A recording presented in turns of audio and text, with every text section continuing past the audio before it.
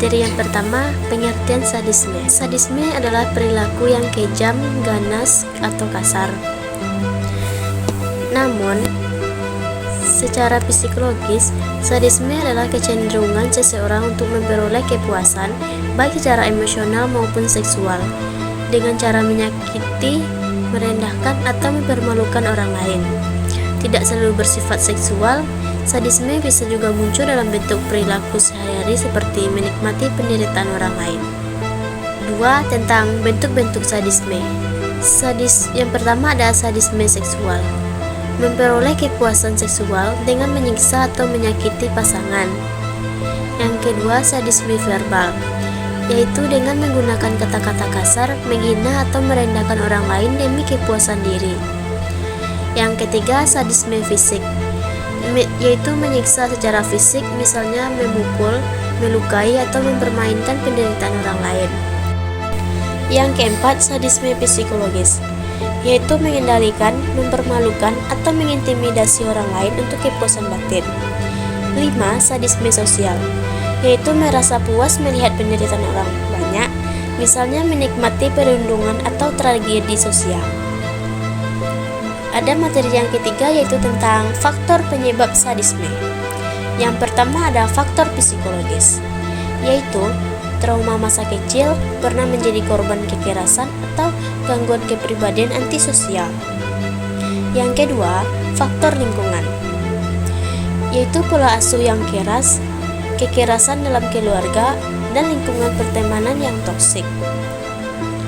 Yang ketiga, faktor biologis, terjadi karena ketidakseimbangan hormon atau kelainan neurologis yang memengaruhi kontrol emosi. Yang keempat, pengaruh media, terjadi karena paparan berlebihan terhadap film, game, atau konten yang mengandung kekerasan. Yang kelima, kebutuhan dominasi, yaitu dorongan untuk merasa berkuasa atau mengendalikan orang lain. D. Usaha penanggulangan sadisme. Yang pertama, pendidikan karakter, yaitu menanamkan empati, rasa hormat, dan nilai kemanusiaan sejak dini. Yang kedua, konseling dan psikoterapi, misalnya terapi kognitif, perilaku untuk mengubah pola pikir dan perilaku sadistik. Yang ketiga, pendampingan sosial dan keluarga, yaitu menciptakan lingkungan aman penuh dukungan dan tanpa kekerasan. Yang keempat, rehabilitas medis, yaitu untuk kasus berat yang melibatkan gangguan kepribadian atau kontrol impuls. Yang kelima, pengawasan media, yaitu mengurangi paparan konten kekerasan serta mengedukasi penggunaan media yang sehat.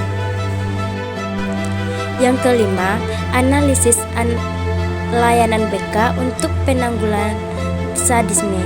Dalam konteks bimbingan dan konseling BK di sekolah, layanan BK dapat berperan strategis. Yang pertama, layanan orientasi, yaitu mengenalkan siswa pada norma sosial, etika, pergaulan, dan nilai kemanusiaan. Yang kedua, layanan informasi, yaitu memberikan edukasi tentang bahaya kekerasan, bullying, dan dampak sadisme terhadap diri maupun orang lain. Yang ketiga, layanan konseling individual, yaitu membantu siswa dengan kecenderungan agresif atau sadistik untuk memahami akar masalahnya. Yang keempat, layanan konseling kelompok, yaitu melatih keterampilan sosial, empati, dan pengadilan emosi. Yang kelima, layanan mediasi, yaitu menenangi konflik antar siswa yang berpotensi menimbulkan kekerasan. Yang keenam, layanan referral, yaitu jika siswa menunjukkan indikasi sadisme berat, konselor merujuk ke psikolog atau psikiater profesional. Yang ketujuh, layanan perkembangan diri, yaitu melalui kegiatan ekstrakurikuler, pelatihan komunikasi agresif, dan kegiatan sosial yang menumbuhkan empati. Baiklah, hanya itu materi yang dapat kami sampaikan. Dari materi di atas, kami mengangkat kasus tentang pria bunuh mutilasi 3 wanita di Sumatera Barat. Di sini, kami akan menceritakan sedikit kasus yang kami angkat. yaitu Pelaku berinisial SJ ini diamankan oleh Satreskrim Polres Padang Pariaman di rumahnya tanpa perlawanan. Berdasarkan pengakuan tersangka, ia membenarkan melakukan mutilasi terhadap korban yang jasadnya ditemukan di Sungai Batang Anai pada Selasa lalu. Selain itu, pelaku juga mengaku melakukan pembunuhan terhadap 2 korban lainnya yang jasadnya disembunyikan di dalam sumur. Kini pelaku masih menjalani pemeriksaan di Polres Padang Pariaman.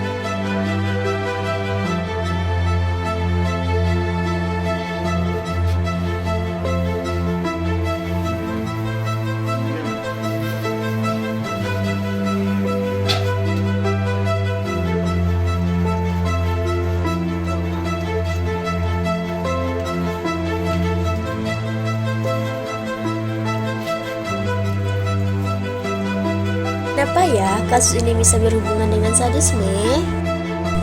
Karena kasus pria yang membunuh dan memutilasi 3 mahasiswa di Sumbar dapat dikaitkan dengan sadisme karena perilaku tidak hanya menghilangkan nyawa korban, tetapi juga melakukan tindakan kejam dan brutal seperti mutilasi serta membuangkan mayat. Unsur kenikmatan atau kepuasan dari menyakiti dan merendahkan korban inilah yang menunjukkan adanya ciri sadistik dalam tindakannya.